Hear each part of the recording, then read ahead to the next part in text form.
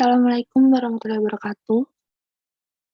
Kami akan membawakan sebuah presentasi mengenai naive Bayes untuk tugas data classification method. Dan anggota, saya Nuzula Afini bersama Muhammad Fakri Fakhrurozi. Kasus yang akan kami bawakan adalah pertama tentang naive Bayes, yang kedua adalah teorema naive Bayes, yang ketiga adalah implementasi naive Bayes secara manual, yang keempat adalah implementasi naive Bayes secara machine learning. Pertama, naive Bayes. Apa itu naive Bayes? Naive Bayes merupakan sebuah teorema oleh Thomas Bayes. Bayesian classification, klasifikasi naive Bayes, merupakan salah satu metode klasifikasi dalam data mining dengan menggunakan teorema Bayes, yaitu perhitungan probabilitas dan statistik. Fungsinya adalah memprediksi probabilitas dari historical. Naive Bayes classifier bekerja sangat baik dibandingkan model classifier lainnya. Hal ini dibuktikan oleh Simali Hindstone dalam jurnalnya Naive Bayes versus Decision Tree versus Neural Network in the Classification of Training Web Pages, mengatakan bahwa Naive Bayes classifier memiliki tingkat akurasi yang lebih baik dibandingkan model classifier lainnya. Kegunaan Naive Bayes yang pertama, mengklasifikasi dokumen teks seperti teks berita ataupun teks akademis. Yang kedua, sebagai metode machine learning yang menggunakan probabilitas. Yang ketiga, untuk membuat diagnosis media secara otomatis. Yang keempat, mendeteksi atau menyaring spam. Kelebihan naive Bayes yang pertama, datanya bisa berupa kualitatif sama kuantitatif. Yang kedua, tidak memerlukan penentuan banyak jumlah data training. Yang keempat, missing data diabaikan sehingga perhitungannya cepat. Kemudian selanjutnya mudah dipahami dan dibuat. Yang kelima, klasifikasi dokumen sesuai dengan kebutuhan user. Yang keenam, ramah pemrograman atau kode sederhana. Yang terakhir, tidak di-combiner atau multiclass. Sedangkan kekurangan naive Bayes, jika peluang kondisional 0, maka peluang prediksi sama dengan 0. Kemudian, kurang korelasi sehingga asumsi masing-masing variabel independen. Yang ketiga, keakuratan tidak bisa diukur menggunakan satu probabilitas saja. Yang keempat, untuk membuat keputusan diperlukan pengetahuan awal atau masa sebelumnya. Yang terakhir, dirancang untuk mendeteksi kata-kata saja, tidak bisa berupa gambar. Selanjutnya akan dilakukan oleh Muhammad Fakri. Yang kedua yaitu teorema Bayes secara manual. Di sini kita mempunyai rumus PCD sama dengan PDC kali PC per PD. Yaitu yang mana PCD di sini disebut posterior atau peluang kelas C, target atau label diberikan data D, atribut. PC disebut prior atau kelas, atau peluang awal munculnya kategori C. PDC disebut likelihood atau conditional probability atau peluang kelas oleh prediktor. PD disebut evidence atau prediktor atau peluang munculnya data D. Penentuan kelas dari data uji D ditentukan berdasarkan nilai posterior yang didapatkan dari distribusi data per kelas dan distribusi kelas pada data latih. Dengan perhitungan dari maksimal menggunakan sistem rata-rata pada kelas tersebut.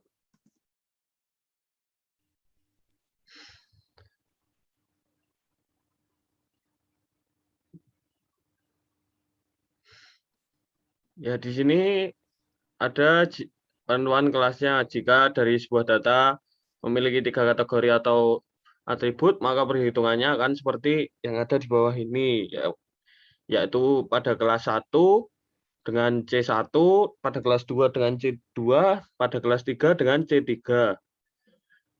Semisal kategori data dengan nilai posterior terbesar yang akan menjadi kategori nilai D dengan melihat peluang terbesar. Di sini kita mempunyai pada C1 kita mempunyai 0,3, pada C2 kita mempunyai 0,0529, pada C3 kita mempunyai 0,00952. Di sini yang terbesar adalah C1. Lanjut.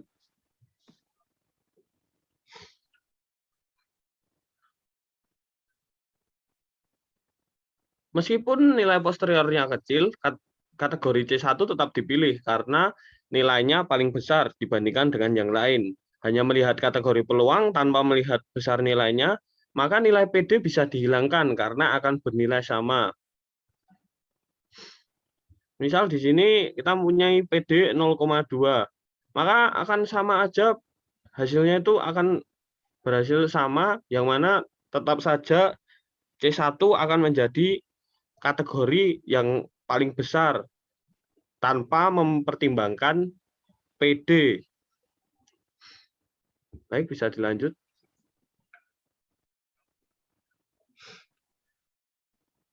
Karena nilai PD itu selalu sama tanpa memperhitungkan PD, kita sudah tahu bahwa PC1D akan mempunyai nilai probabilitas terbesar. Oleh karena itu, kita sudah bisa memastikan bahwa data D akan masuk kategori C1. Ya, di sini kita menggunakan rumus yang tidak ada PD-nya, karena kita sudah tahu kan bahwa tanpa memperhitungkan PD pun sudah akan mempunyai nilai probabilitas yang sama. Ini kita menggunakan PCD-nya itu posterior atau peluang kelas ya sama seperti yang tadi, PC-nya itu prior, dan PDC-nya itu likelihood atau conditional probability. Di sini kita akan membahas tentang prior probability. Ya, mungkin bisa dilanjut.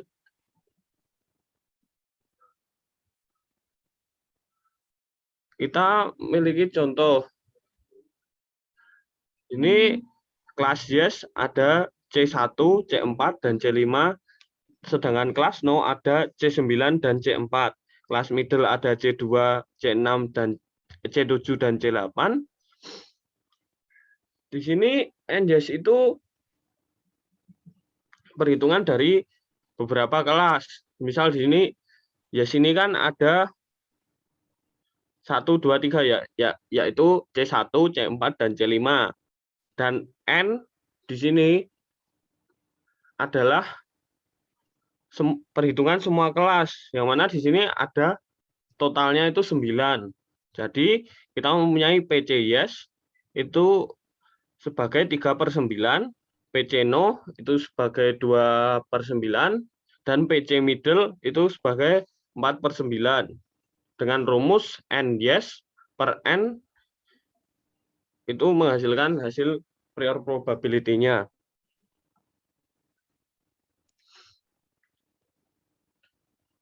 Yang selanjutnya yaitu conditional probability atau PDC.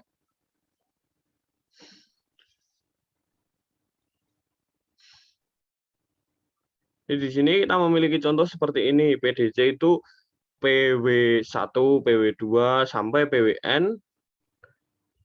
Terus kita bisa uraikan akan menjadi seperti ini. PW1, PW1C kali PW2C kali sampai PWNC.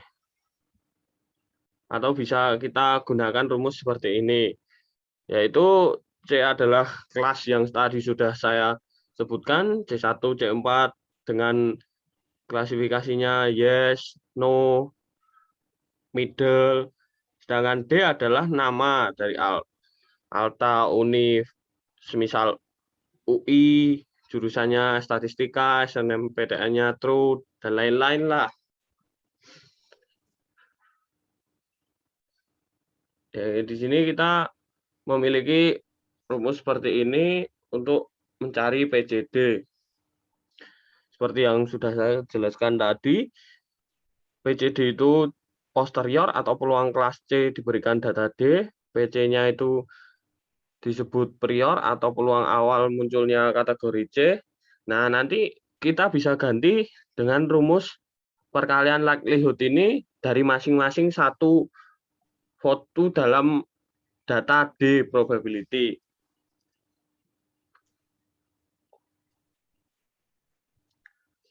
Selanjutnya, PwC itu kita bisa hitung dengan 3 cara, yaitu Bernoulli, multinomial, dan Gaussian. Bernoulli, kita memiliki rumus seperti berikut. Misal, jika fitur W ada pada berkategori C, BT itu sama dengan 1. Jika W tidak ada pada kategori C, BT itu sama dengan 0. NCW itu banyaknya data berkategori C yang mengandung fitur W, sedangkan NC itu banyaknya data berkategori C.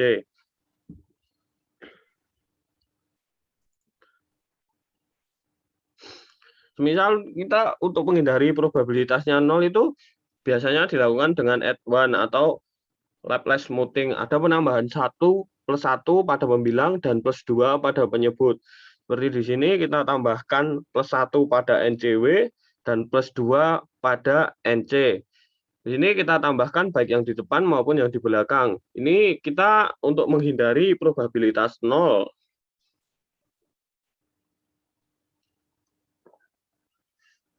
Selanjutnya, untuk rumus multinomialnya kita memiliki kon WC per kon C. Nah, di sini kita juga untuk menghindari probabilitas nolnya, kita biasanya dilakukan add one atau Laplace smoothing. Jika tadi di binomial kita pada penyebutnya itu plus 2, di sini kita pada penyebutnya itu kita tambahkan V. Yang yaitu kon WC-nya itu kita isi dengan kemunculan fitur W pada kategori C, sedangkan kon C-nya itu jumlah total kemunculan semua fitur pada kategori C. Selanjutnya, Gaussian model. Kita memiliki rumus seperti berikut. Dengan nilai Pi 3,14, terus varians nilai fitur W pada kelas C, terus nilai fitur W pada data uji, dan rata-rata nilai fitur W pada kelas C. Ini saya akan membahas tentang implementasi kasus pada manual. Kita punya studi kasus seperti berikut.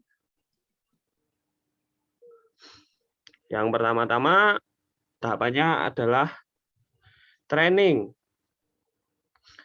Itu kita inputkan data latih, kita hitung prior masing-masing kategori, kita tentukan fitur berdasarkan fitur unik pada data latih, hitung conditional probability per fitur, per kategori, output adalah model, nilai prior, dan conditional probability. Kemudian kita lanjutkan ke testing. Inputnya adalah data model dan data uji. Kita hitung posterior masing-masing kategori dan tentukan kategori dengan nilai posterior terbesar. Kemudian outputnya adalah kategori untuk masing-masing data uji. Di sini kita memiliki dataset, yaitu kemungkinan seseorang bermain tenis dengan kondisi seperti berikut. Misal kita akan mencari tentang apakah ada seseorang yang ketika bermain tenis dengan cuaca cerah atau outlook sunny, dengan suhu dingin, temperatur cool, kelembapan tinggi, humidity high, dan berangin, windy true. Maka selanjutnya kita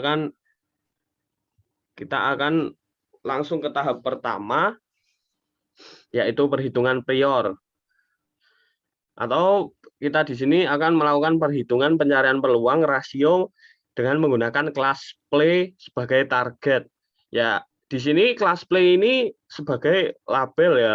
Jadi ini yang akan kita prediksi.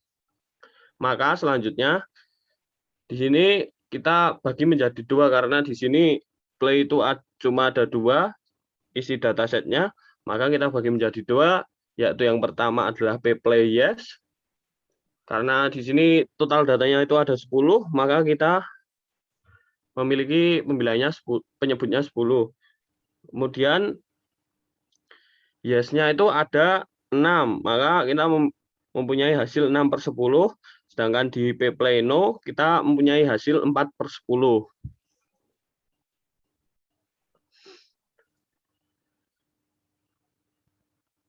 Ya, tahap kedua yaitu perhitungan conditional probability, yaitu perhitungan atau pencarian peluang rasio dengan menggunakan kelas play yes sebagai target.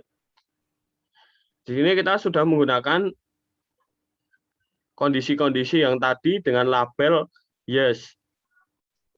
Label yes di sini ada 6, dengan kondisi outlook sunny-nya itu ada 1, yang menghasilkan hasil 1/6.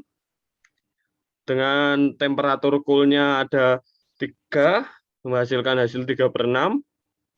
Dengan humidity-nya ada 2, menghasilkan hasil 2/6. Dengan windy-nya itu ada 1, yang akan menghasilkan hasil 1/6. Setelah itu, maka akan kita kalikan hasil tersebut yang akan menghasilkan hasil 6/1296. Selanjutnya kita lanjutkan ke label no. Nah, di sini di label no kita memiliki 4 data. Yang pertama dengan klasifikasi sunny, dengan kategori sunny, kita memiliki 3 yang menghasilkan 3/4. Yang kedua dengan temperatur cool kita memiliki 1 yang menjadikan 1/4. Dengan humidity high kita mendapatkan 3 yang menghasilkan 3/4. Dengan windy true kita menghasilkan 2/4. Selanjutnya kita akan kalikan seperti yang tadi, maka akan menghasilkan hasil 18/256. Setelah itu kita cari perhitungan posteriornya, perhitungan pencarian peluang atau rasio dengan menggunakan masing-masing kelas play yes dan play no sebagai target. Kita kalikan antara hasil dari P play yes dan PB play yes. Kita pada P play yes B itu tadi kita mendapatkan 6/1296 dikalikan dengan 6/10 yang menghasilkan 1/260 atau sama dengan 0,00278.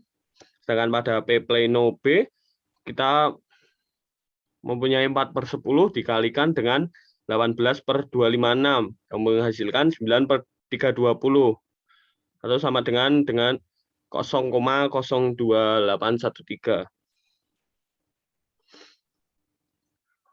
Selanjutnya kita akan menentukan kelas data uji. Perhitungan kelas data uji berdasarkan angka perhitungan posterior terbesar. Di sini kita membandingkan pplay yes B dan pplay yes no. Pplay no B. Ini kita memiliki hasil 0,0278 dan 0,02813. Otomatis yang kita pilih adalah yang pplay sama dengan no.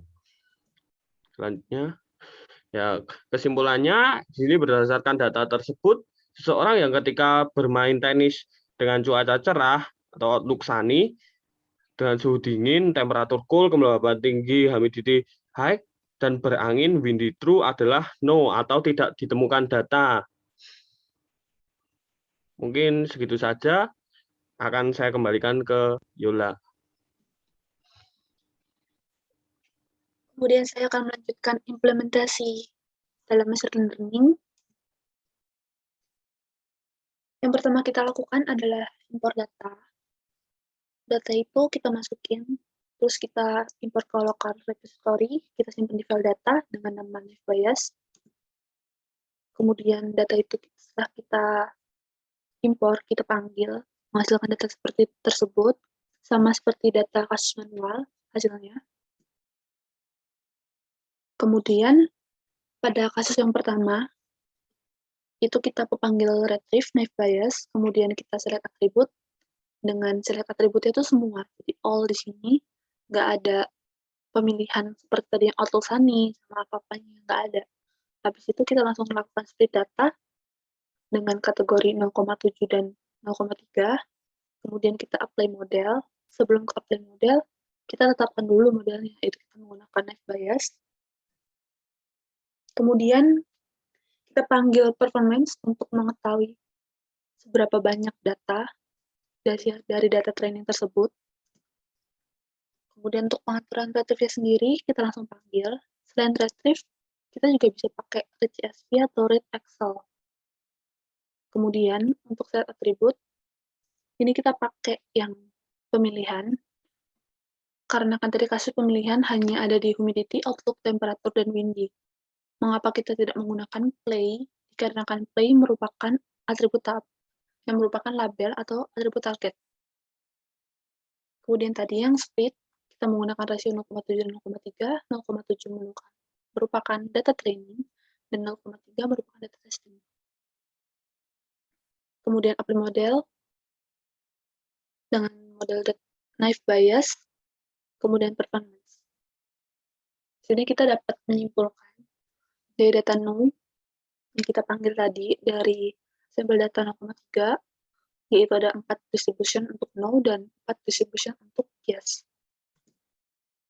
Dengan tingkat akurasi 14,29%, kemudian untuk classification error-nya 85,71%. Jadi dapat dikatakan data tersebut tidak valid atau terdapat kekurangan data atau missing data yang sehingga dapat disimpulkan bahwa dalam kasus ini tidak terdapat data untuk klasifikasi tersebut.